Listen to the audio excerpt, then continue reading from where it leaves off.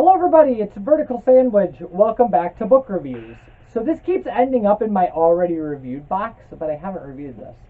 So this is Douglas Adams' The Hitchhiker's Guide to the Galaxy. The first book in the Hitchhiker's trilogy, which ends up being 6 books, I think. Well, 5 written by Douglas Adams. And I have mixed feelings. Like, let's just start off by me saying I have intense mixed feelings about The Hitchhiker's Guide to the Galaxy. And my reasoning is this, is that, like, as a series, first off, this is the only book we've ever read that's based on radio plays. I mean, it is. There's nothing, I'm not trying to make a point about radio plays or anything, but that's true.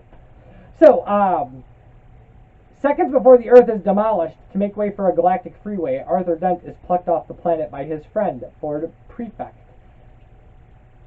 a researcher for the revised edition of The Hitchhiker's Guide to the Galaxy, who for the last 15 years has been posing as an out-of-work actor. Together, this dynamic pair begin a journey through space, aided by quotes from The Hitchhiker's Guide. A towel is about the most massively useful thing in an interstellar hitchhiker, or useful thing an interstellar hitchhiker can have, and a galaxy full of fellow travelers. Zaphod Beeblebrox, the two-headed, three-armed ex-hippie and totally out-to-lunch president of the galaxy. Trillian, Zaphod's girlfriend, formerly Tricia McMillan, whom Arthur tried to pick up at a cocktail party once upon a time zone. Marvin, a paranoid, brilliant, and chronically depressed robot. Veet Buttigieg, a former graduate student who's obsessed with the disappearance of all the ballpoint pens he bought over the years. Where are these pens? Why are we born? Why do we die? Why do we spend so much time in between wearing digital watches?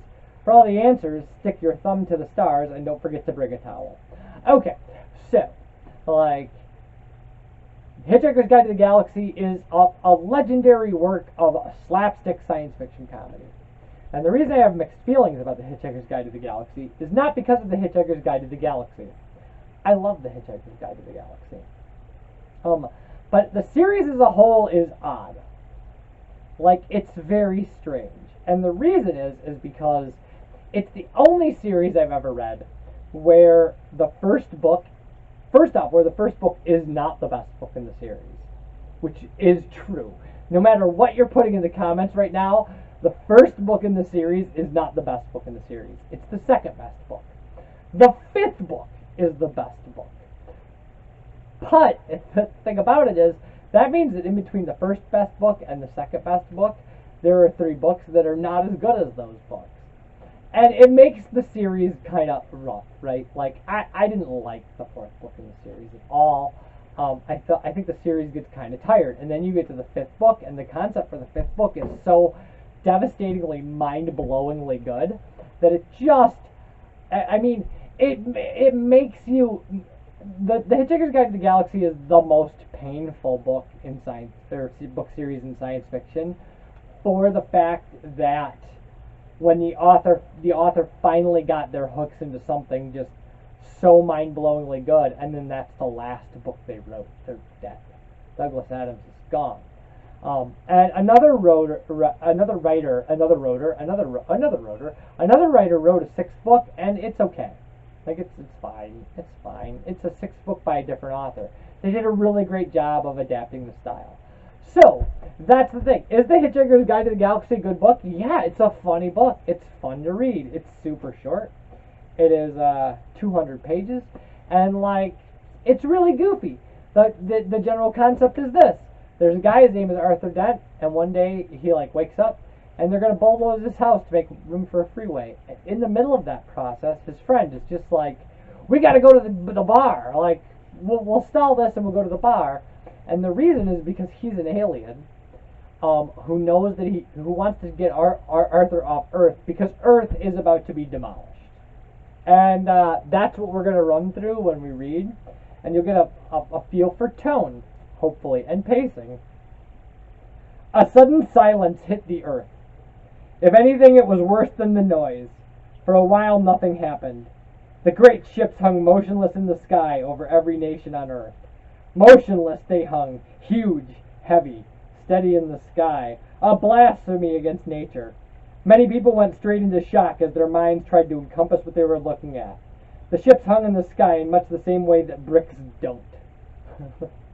And still nothing happened. Then there was a slight whisper, a sudden spacious whisper of open ambient sound. Every hi-fi set in the world, every radio, every television, every cassette recorder, every woofer, every tweeter, every mid-range driver in the world quietly turned itself on. Every tin can, every dustbin, every window, every car, every wine glass, every sheet of rusty metal became activated as an acoustically perfect sounding board. Before the Earth passed away, it was going to be treated to the very ultimate in sound reproduction. The greatest public address system ever built, but there was no concert, no music, no fanfare, just a simple message. People of Earth, your attention please, a voice said, and it was wonderful.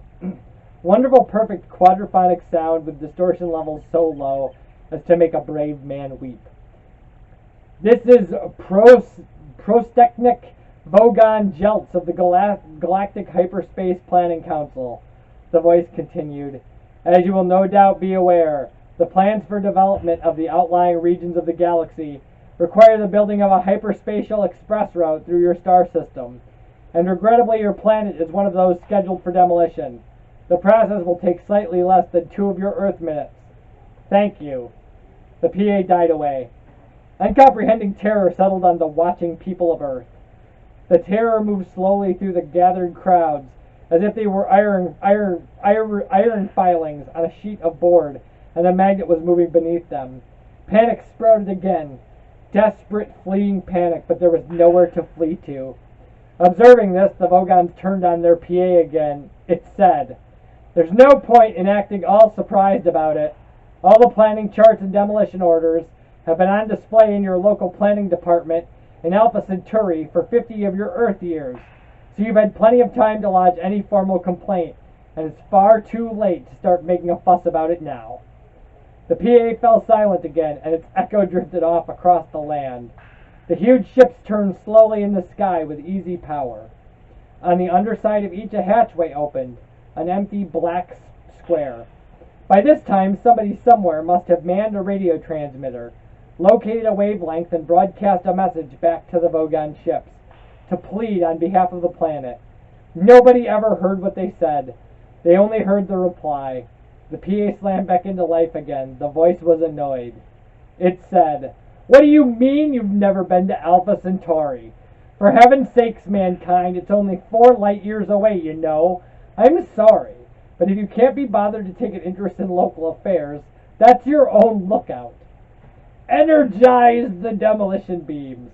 Light poured out of the hatchways. "I don't know," said the voice on the PA. "Apathetic bloody planet. I've no sympathy at all." It cut off. There was a terrible, ghastly silence. There was a terrible, ghastly noise. There was a terrible, ghastly silence. The Vogon constructor fleet coasted away into the inky, starry void. Like, okay. So that's the novel, right? Like, that's the idea. That Earth is going to be demolished in thematic parallel with Arthur's house that is being demolished. Like, these aliens have assumed that we could just zip 4 light years away and check out and make protests for demolition plans or evacuate our own planet. And, Earth is in a pickle. That's the kind of stuff that's going to happen in this novel. Is there's just road crews making highways through galaxies, and that there are presidents of said galaxies, and they have 2 heads and 3 arms, and they're kind of these hippie criminals, and that Arthur Dent is going to end up hitchhiking around the galaxy with his friend, Ford Prefect, who is actually an alien from the vicinity of Betelgeuse. Yeah. Stuff. Things. And so that's the thing, is that, like, ideas like the spaceships floating in the air exactly the way bricks don't. Brilliant. Brilliant.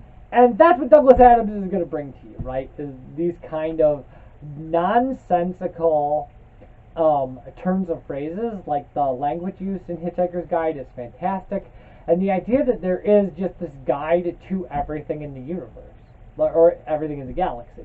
Because the Hitchhiker's Guide is literally a physical book that says on it, "Don't panic." It says on the cover, "Don't panic," and it has entries on literally everything, everything.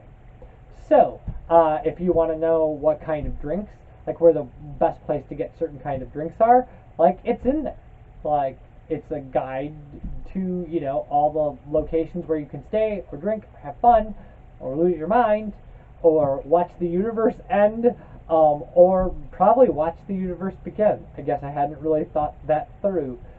Yeah, and Adams does, given a universe full of kind of people who can travel, you know, light years in instance, and people can hop from planet to planet, and they have a guide, but there's like a hippie culture of these kind of planet hopping people, or like Adams just takes that world and then proceeds to give kind of, you know, British slapstick comedy to the universe, and it works really well.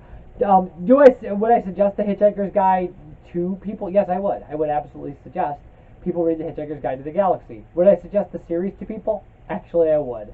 I think reading the other books in the series, even if you like them as little as I did, is all worth it to get to book 5. Like, I think book 5 is so good a piece of science fiction work that I think it's absolutely totally worth it. Now, those things being said, and you can yell at me below if you're just like, Hitchhiker's Guide to the Galaxy is clearly the best book in the series. Again, I don't agree. I think that, but it is a good book. It's a funny book. It's a laugh out loud, genuinely funny book. So yeah, I would suggest this to you, and I liked it. So when we come back next week, we're going to talk about something else. Bye, everybody.